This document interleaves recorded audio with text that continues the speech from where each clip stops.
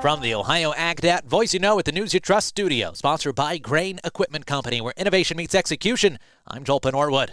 News coming across the wire of St. Louis-based seed innovation company Benson Hill filing for Chapter 11 bankruptcy. The move follows financial struggles, including a late SEC filing and major staff furloughs. Benson Hill is known for their specialty soybean markets and plans to sell all or part of its business while continuing operations. The company secured $11 million in financing to support the transition. They went public back in 2021. Red crown rot. It's a major crop disease that's been making an impression out in Illinois and then into Indiana, and we're told it's likely already present in Ohio. In this conversation that our own Joe Everett had with Dale Ireland of Syngenta, they discussed just that. Yeah, I mean, everything that plant pathologists tell us in Kentucky or Illinois or Indiana or even now in Missouri is that red crown rot is likely present in many places we haven't formally identified it is present. So we're keeping an eye out in Ohio, and certainly our agronomists and I know the academics at The Ohio State University are keeping an eye out to see if they can confirm red crown rot being present. But the reason that most folks are unaware of red crown rot on their farms is simply because it mimics other maladies of soybeans. Its leaf symptoms are very similar to sudden death syndrome. So a grower may very easily think, well, that's just sudden death syndrome. I just have sudden death syndrome there. And we're not saying all SDS is red crown rot. Certainly we're not saying that. But because the symptoms look so similar, it's hard to differentiate. That full conversation online today at ohioagdat.com. That's our featured audio. Let's talk weather thanks to Seed Consultants. Here's Ryan. Dry here today, but we're going to be looking at a little moisture trying to come back across the Buckeye State. I'm Chief Meteorologist Ryan Martin. Let's take a look at that Ohio Ag Weather Update. We are dry here today, slightly warmer than yesterday, thanks to some south and southwest flow that's returning. That southwest flow is returning ahead of a minor disturbance that comes through overnight tonight into tomorrow. So clouds are coming back tonight, and I think those clouds give us some sprinkles and probably some wet snowflakes in spots. Liquid equivalent's going to only be a tenth or two, but the clouds are definitely going to be top of mind. Once we get done with the moisture tomorrow midday, I think the clouds stay through sunset.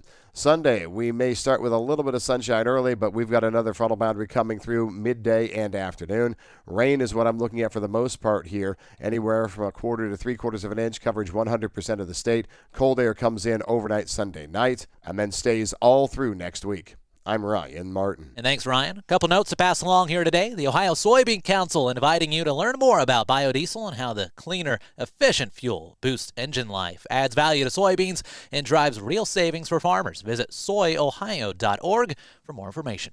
Attend the Ohio Safety Congress and Expo, hosted by the Ohio Bureau of Workers' Compensation. That's coming up at the Greater Columbus Convention Center, April 16th through the 18th. You can find the full schedule of events online at ohiosafetycongress.com. Again, ohiosafetycongress.com. In other news, the National Cattlemen's Beef Association has thanked the USDA's National Ag Statistics Service for reinstating their July cattle report, as well as the county estimates for crops and livestock.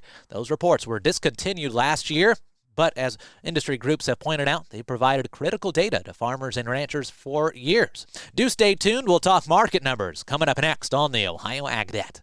Over the years, you've brought them into your home. You were prescribed opioids after the C-section and after Dad's back injury. They helped when you were in pain, and you held on to them just in case.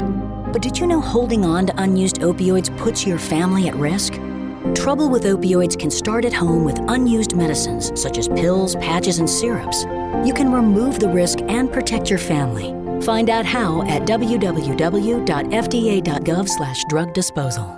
Time to talk commodity markets here on the Ohio AgDat. Let's see what's driving those today, thanks to Brandt, helping growers take control for over 70 years. Over to Ryan Metzger of Lice Mercantile. Providing you with your week-ending technical outlook for today. We have May 25 corn futures with the first level of support seen at $4.64 and the first level of resistance at $4.72.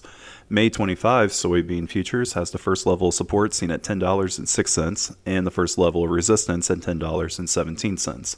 May 25 wheat futures has the first level support seen at $5.50 and the first level of resistance at $5.66. Please visit our website, licemercantile.com, to learn more about our grain marketing program and crop insurance services. Thanks, Ryan. Let's turn the page and see how markets are shaping up here in Chicago at midday trade. May corn at last check, 5.5 cents down to 463.5. New crop corn off 1 3/4 to 451 1/4. March 2026 contracts 464 down 1 3/4 as we take a look at further out. May soybeans down 6 3/4 to 10.06 1/4, while new crop beans are at 10.05 down 5 1/4. July wheat down a penny to 572.5, while September wheat 588 3/4 down 1 1/4. They started the day on a higher note, though. Markets brought to you by Seed Consultants. Simply better performance. Online at seedconsultants.com. April live cattle, we're seeing gain 93 cents to 209.43. Hogs having a good day. April up dollar worth to 86.55 per hundredweight. And milk staying relatively put to lower. April milk class rate 16.91 down 2 cents. Reporting for the Ohio AgDat, I'm Joel Norwood. Thanks for tuning in.